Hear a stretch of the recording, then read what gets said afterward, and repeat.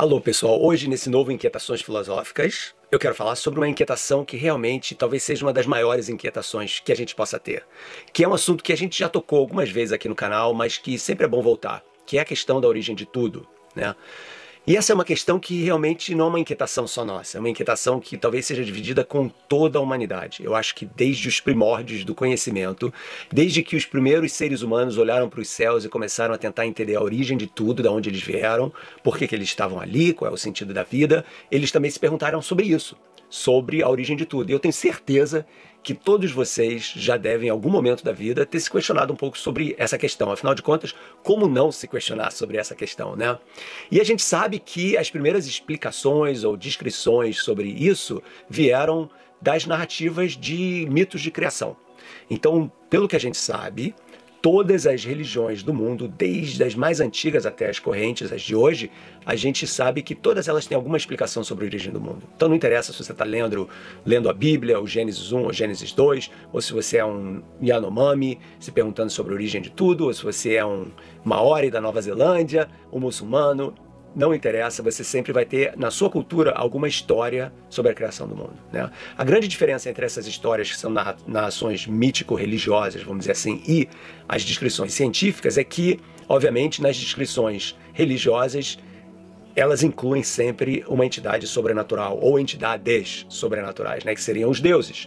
Por que isso? Porque, obviamente, né, quando a gente se pergunta sobre a origem de tudo, a gente está falando da origem do espaço, a origem do tempo, a origem do mundo, a origem da vida. Então, é lógico, até um certo ponto, você dizer que, obviamente, para que tudo isso exista, tem que haver alguma força que está além das leis do espaço, além das leis do tempo, além das leis da vida. Daí você supõe, ou acredita, né, através da fé, na existência de alguma divindade ou divindades que realmente podem existir em todos os lugares, ou podem existir para frente, ou para sempre, ou podem ter poderes que desafiam todos os poderes que a gente acredita que sejam possíveis para seres humanos ou outros animais, ou seja, deuses. Quando a gente vai para a transição para a ciência, a gente tem que abrir mão dessa dimensão sobrenatural, né? Então o que é essencial aqui é que, no caso de uma narrativa científica sobre a origem do mundo, a gente tem que lidar com causas naturais e não sobrenaturais, ok? E isso daí, obviamente, representa um problema sério, um desafio muito grande para os cientistas. Por quê? Porque já se sabia desde a filosofia da Grécia Antiga que o problema da primeira causa realmente é extremamente complexo. O que seria a primeira causa? Bom, a gente sabe, né, que tudo que existe, tudo que a gente vê acontecer no mundo, à nossa volta e tal, tem a ver com causa e efeito, né? Então, todo efeito teve alguma causa que originou esse efeito. Então, se você vai querer marcar um gol, você tem que chutar a bola, né? Então, sem chutar a bola, sem a bola se mexer, você não vai marcar um gol. Então, sempre existe essa ideia de causalidade, né? Que tudo na natureza, a fruta cresce porque a fruta vem da árvore, a árvore vem da semente. É muito linda essa ideia, aliás, né? Fazendo um parênteses aqui, né? Que a semente carrega dentro dela a árvore que vai dar origem à fruta, que vai dar origem a novas sementes. Olha que loucura isso, né? Então você tem um ciclo belíssimo aí de uma vida que já sabe que vai existir e resistir a si mesma.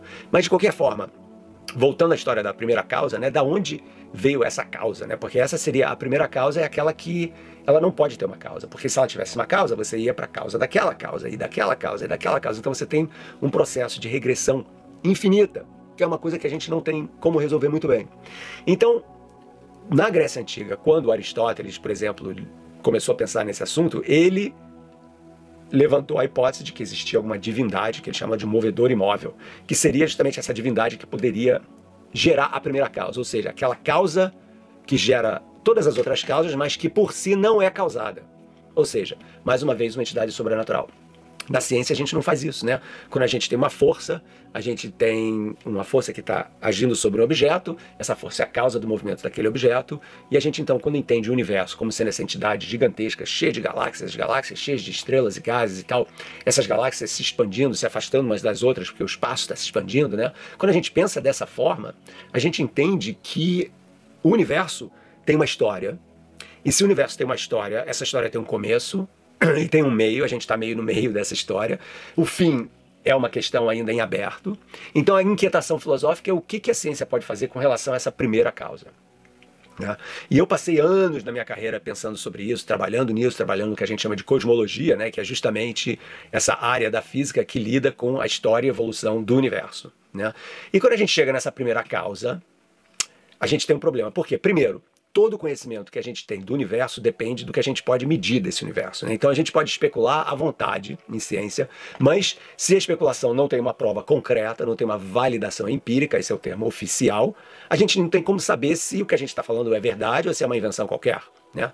Se eu falar que foram os duendes que criaram o universo, como é que eu vou provar isso, né? Na ciência a gente não pode fazer isso, a gente tem que ter uma explicação causal. Então, como o universo está em expansão, quando a gente volta para trás no tempo, o universo era pequenininho. Então chega um momento no passado que a gente calcula seja mais ou menos 13,8 bilhões de anos, e a gente tem várias evidências experimentais e observacionais para comprovar isso. A gente sabe que o universo teve um início. E se ele teve um início, será que ele teve uma causa inicial? Então aí é que entra a questão e o problema da primeira causa em cosmologia. Né, ou a cosmogonia, né? Cosmogonia, gonos aí é gênese, né? A gênese do cosmos, né? Então, na física clássica, a gente não tem como explicar isso, né? A gente diria que, olha, a gente não sabe, teve uma condição inicial, que é mais ou menos uma maneira da gente esconder a nossa ignorância, em que essa massa super densa de altíssimas temperaturas, densidades e pressões, que era a matéria primordial, começou a se expandir, ok? Mas como? Ninguém sabe. Era uma quantidade instável. Mas por quê? Ninguém sabe. E por que que a matéria no universo era de uma certa maneira mais simples, tinha uma entropia, uma desorganização menor do que tem hoje? A gente também não sabe, ok? Então a gente fala das condições iniciais, que obviamente não respondem porque você está colocando elas à mão. Então, na física clássica, que é a física que a gente usa, por exemplo, na teoria da relatividade do Einstein, para tentar descrever a história do universo, a origem do universo é uma incógnita que a gente coloca à mão. O universo começou nesse determinado momento, e aí o tempo começou a passar com essa condição inicial. Obviamente, a história tem que ser mais complexa do que isso, e a gente então tem que levantar o que a mecânica quântica, o que a física quântica pode ajudar a gente a desvendar esse mistério da primeira causa. E é o que foi feito de uns 40, 50 anos para cá, o que a gente chama de cosmologia quântica, que seria como a gente pode então usar esse conhecimento quântico para tentar ajudar a física clássica, que fica meio capenga quando a gente tenta entender a origem do universo. Ok, como a gente faz isso? Na física quântica, uma das coisas mais essenciais é que tudo flutua. Nada fica paradinho, entendeu? Você quando fala do elétron, você não pode falar do elétron como sendo uma bolinha que está aqui nessa posição do espaço. Existe sempre uma flutuação dessa posição e da velocidade do elétron. E se as coisas flutuam e elas estão em movimento, significa que elas têm uma energia.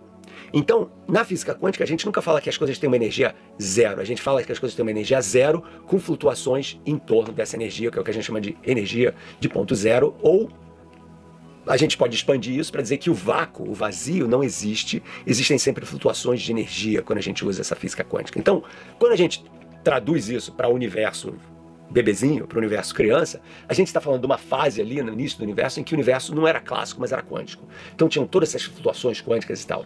Agora, a coisa interessante disso tudo é que, devido a essa flutuação quântica, a gente tem eventos quânticos, por exemplo, decaimento radioativo, que são espontâneos. Eles não têm uma causa, entendeu? Eles simplesmente acontecem. Quando você tem um núcleo de urânio que emite lá uma radiação, ninguém está apertando um botãozinho para emitir essa radiação. Não existe uma causa, existem flutuações quânticas que são aleatórias, não causadas. Então, nos anos 80, o Stephen Hawking e o James Hartle da Universidade da Califórnia, o Hawking de Cambridge, e mais o Alexander Vilenkin, que é de uma universidade aqui perto da minha, chamada Universidade Tufts, e o Andrei Linde, que agora está na Universidade de Stanford, cada um os três criaram modelos de cosmologia quântica em que o universo começa sem um tempo, nesse vácuo quântico, e que ele transiciona espontaneamente do atemporal, de uma fase atemporal para uma fase temporal, ou seja, ele vai de um universo que é inicialmente quântico, com essa flutuação, para um universo que é clássico e, portanto, com um tempo que vai para frente. Ok? Então, modelos belíssimos, mas simplificados à beça sobre o que estava acontecendo no início do universo. Então, quando o Stephen Hawking faz as sessões do tipo, nós resolvemos o problema da origem do universo usando a cosmologia quântica, adaptando ideias da física quântica à cosmologia clássica, falando dessas energias de ponto zero, dessa instabilidade desse universo quântico que não tinha um tempo que passava temporal, está resolvido o problema. Isso daí é uma grande bobagem. O problema não está resolvido. O que foi feito foi a criação de modelos muito simplificados dessa origem do universo. O que não significa que, primeiro, esses modelos estejam certos. Segundo, esses modelos foram verificados empiricamente, ou seja, através de observações. Por quê? Porque o máximo que a gente pode fazer com esses modelos é exigir que eles sejam compatíveis com o que a gente sabe sobre o universo agora.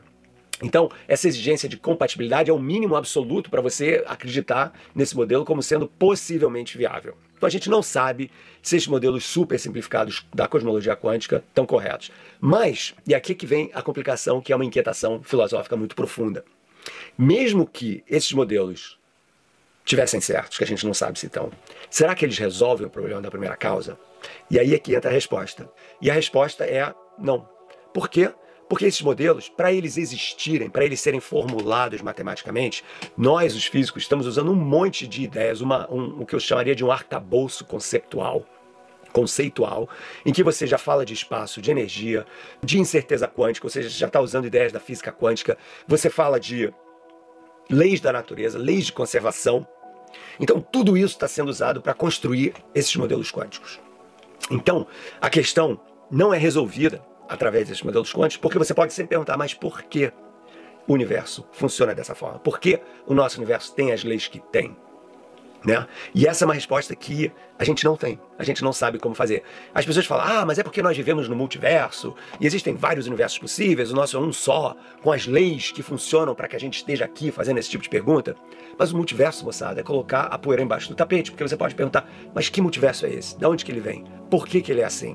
Qual é a física que justifica a existência desse multiverso? Então você precisa ter uma metafísica, uma metateoria para poder explicar a origem das leis da natureza da forma com a qual nós aplicamos elas hoje. E isso a gente não sabe como resolver.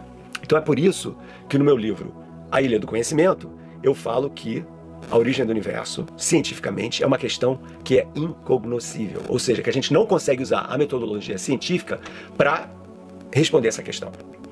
O que nos dá 3 possibilidades.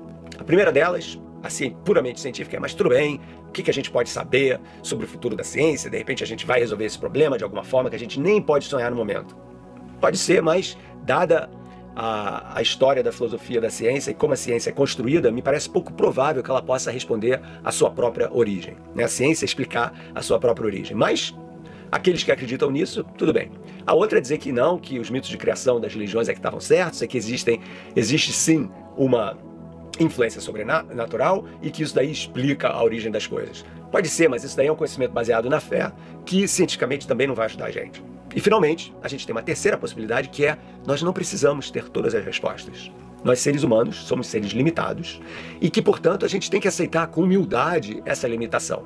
Então, a inquietação filosófica tem que existir? Claro que ela tem que existir. Mas o fato da gente não ter todas as respostas não precisa nos inquietar mais. Precisa apenas nos inspirar a ir atrás dessas respostas, mesmo que a gente não consiga responder todas elas. Porque o importante é ter a capacidade de ser curioso sobre o mundo, de querer entender cada vez mais sobre as coisas, mesmo sabendo que a gente nunca vai conseguir responder tudo. É claro que não. Afinal de contas, nós somos seres humanos. Nós não somos aqueles deuses que a gente discute no contexto das narrativas sobrenaturais da criação do mundo. Nós somos seres humanos e já é demais ser um ser humano que tem essa capacidade incrível de imaginar as explicações sobre o mundo e entender tanto sobre o que nós somos e sobre como nós chegamos até aqui. É isso, pessoal. Obrigado por terem assistido o vídeo. Espero que vocês tenham gostado. E a gente vai continuar com essas nossas inquietações filosóficas à medida em que a gente vai avançando na nossa programação. E se vocês ainda não baixaram o e-book, baixem o e-book. É fácil de achar. Vai lá no Telegram, t.me/Marcelo Gleiser. Baixa o meu e-book dos Elétrons ao Amor gratuitamente para vocês. Porque em julho a gente tem uma enorme surpresa que vai rolar. E essa surpresa vai rolar conectada com a existência desse book. Então, sejam curiosos. Vai lá ver o que é e eu acho que vocês vão gostar muito. Até mais, a gente se vê daqui a pouco. Se você